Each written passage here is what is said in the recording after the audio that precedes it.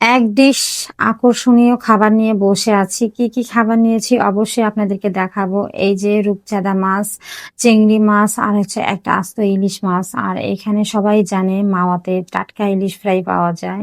তো আমরা কিন্তু সেদিন ঢাকায় গিয়েছিলাম। ঢাকা থেকে আবার মাওয়াতে চলে গিয়েছিলাম। আমাদের অনেকদিন ধরে শখ ছিল মাওয়াতে গিয়ে টাটকা ইলিশ ফ্রাই খাবো। আর আমরা সবাই জানি এখানে টাটকা ইলিশ ফ্রাই শুধু মাওয়াতেই পাওয়া যায়। আর সবাই কিন্তু মাওয়াতেই খেতে আসে। তো আমরাও চলে আসছি। আমাদের কিন্তু ভীষণ ভালো লাগতেছে। আর এই যে মেরিনেট করা হয়ে গেছে। এটা কিন্তু মেরিনেট করে কিছুক্ষণ রেখে দিয়েছে। আর এই যে গরম তাওয়ার মধ্যে ১ বোতল সরিষার তেল ঢেলে দিল। আর এই সরিষার তেলের মধ্যে এখন মাছগুলা ছেড়ে দেবে।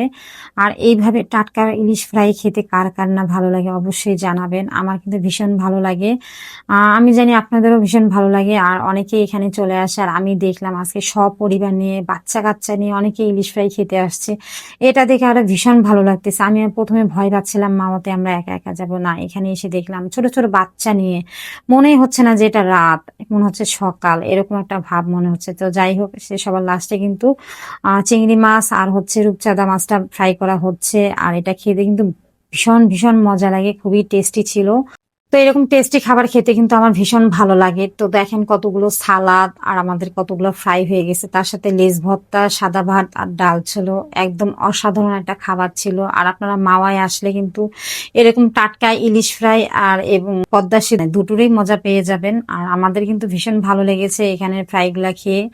আর রূপচাঁদা মাছটা তো আমি পুরোটাই একাই খেয়েছি। তার সাথে ইলিশের ডিম আর এবং চিংড়ি মাছ সবই টেস্ট করেছি, সবই ভালো লেগেছে। তো যাই হোক খাওয়া দাওয়া শেষে কিন্তু আমি একটু এখানে হাঁটাহাঁটি করেছি। আর এই হোটেলটা ছিল হচ্ছে নিরালা হোটেল অ্যান্ড রেস্টুরেন্ট। এখানে খাবারটাও মোটামুটি ভালো ছিল এবং পরিবেশটাও ভালো ছিল। খাবারটা মোটামুটি না পুরোপুরি ভালো ছিল। তো আরেকটু এগোলে কিন্তু আপনারা পদ্মা সেতু পেয়ে যাবেন। তো বললাম তো এখানে আসলে পদ্মা সেতু এবং খাবারের স্বাদ দুটোই পেয়ে যাবেন। আমার কিন্তু ভীষণ ভীষণ ভালো লেগেছে।